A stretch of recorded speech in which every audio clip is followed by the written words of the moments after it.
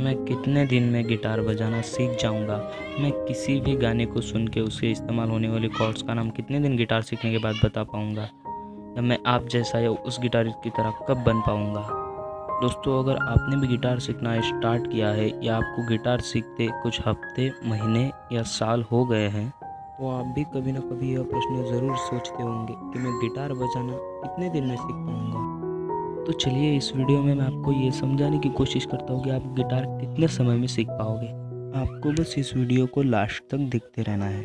तो देखिए, हम जब भी गिटार सीखने की बात करते हैं कि जो गाना हम दिमाग में सोचे या कहीं पर सुने उसी को तुरंत गिटार पे बजा दें, तो आप कितने दिन में इतनी अच्छी गिटार बजा पाएंगे। तो चलिए, इस प्रश्न के बदले में मैं भी आपसे एक प्रश्न पूछ ही लेता हूँ। एक रस्सी कितनी लंबी होती है या होनी चाहिए? किसी का जवाब होगा 100 मीटर, किसी का जवाब होगा 1000 मीटर, या फिर कोई कहेगा कि 1,00,000 मीटर, या फिर कोई तो बोल देगा कि रस्सी जितनी लंबी हो उतनी बना सकते हो, जो कभी ख़त्म ही ना हो। लेकिन मेरे हिसाब से इस प्रश्न का जवाब यही होगा कि हमें जितनी ज़रूरत हो उतनी ही लंबी रस्सी होनी चाहिए। चलिए, मैं आपको गिटार सीखने के रहस्य को बता ही देता हूँ। मेरे ख्याल से लोग 3 वजह से गिटार सीखना चाहते हैं। आप ज़रा इस बात को गौर से समझने की कोशिश कीजिए। पहला, गिटारिस्ट बनने के लिए। दूसरा, प्रैक्टिस करके सिंगर बनने के लिए। या तीसरा, गिटारिस्ट के साथ साथ सिंगर, यानी कि दोनों बनने के लिए लोग गिटार सीखना चाहते हैं। बात करते हैं पहले ऑप्शन की। आप गिटार इसलिए सीखना चाहते हैं कि ताकि आप गिटार के साथ अपनी सिंगिंग की प्रैक्टिस कर सको, यानी कि आपका मेन मकसद सिंगर बनना है। तो आपको गिटार की कुछ बेसिक चीज़ें ही सीखनी पड़ेगी, जैसे कि basics chord, major chords, minor chord और बेसिक स्किल, और कुछ कॉमन स्ट्रमिंग पैटर्न्स, जिससे कि आप सिंगिंग की प्रैक्टिस कर सकते हैं।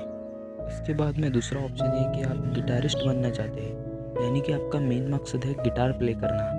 एक अच्छे गिटारिस्ट को आना चाहिए सभी स्किल्स प्ले करना, सभी कॉर्ड्स को पहचानना और गिटार पर प्ले करना, किसी भी गाने को सुनकर उसकी कॉर्ड्स का पता लगा लेना, स्ट्रमिंग पैटर्न्स क्लियर साउंड के साथ प्ले करना, किसी भी तरह की लीड को बजा लेना, फिंगर प्लकिंग प्ले करना और लंबे समय तक बिना थके गिटार बजा लेना। इसके बाद बात करते हैं तीसरे ऑप्शन की, यानी कि आपका मकसद सिंगिंग भी सीखना है और गिटार भी सीखना है। आपको ऑब्वियसली ऊपर दी गई दोनों चीज़ें आनी चाहिए। अब सिर्फ एक ही प्रश्न बचा है कि आखिर गिटार सीखने में वक्त कितना लगता है। 1 महीना, 6 महीने, 1 साल, 5 साल या उससे भी ज़्यादा। इस प्रश्न का जवाब आप और सिर्फ आप ही दे सकते हैं कि आपका मकसद क्या है। आप सिंगर बनना चाहते हैं, गिटारिस्ट बनना चाहते हैं, या दोनों में ही महारत हासिल करना चाहते हैं। आप कहाँ से गिटार सीख रहे हैं, आप दिन में कितने घंटे गिटार को दे सकते हैं, और आप कितने दिन बिना हिम्मत हारे गिटार सीखने के पीछे लगे रह सकते हैं।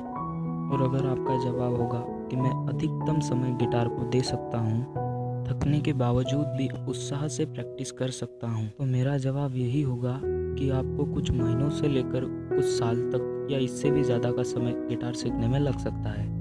बस अर्थ है कि आपका गिटार सीखने का उद्देश्य क्लियर हो। बस एक चीज़ ध्यान में रखें कि गिटार सीखना ऐसा रास्ता है जिसकी मंजिल हम खुद तय करते हैं, यानी कि हमें कितना सीखना है। कुल मिलाकर इसका कंक्लूजन यही निकलता है कि आपको क्या बनना है और आप कितना समय गिटार को दे सकते हो।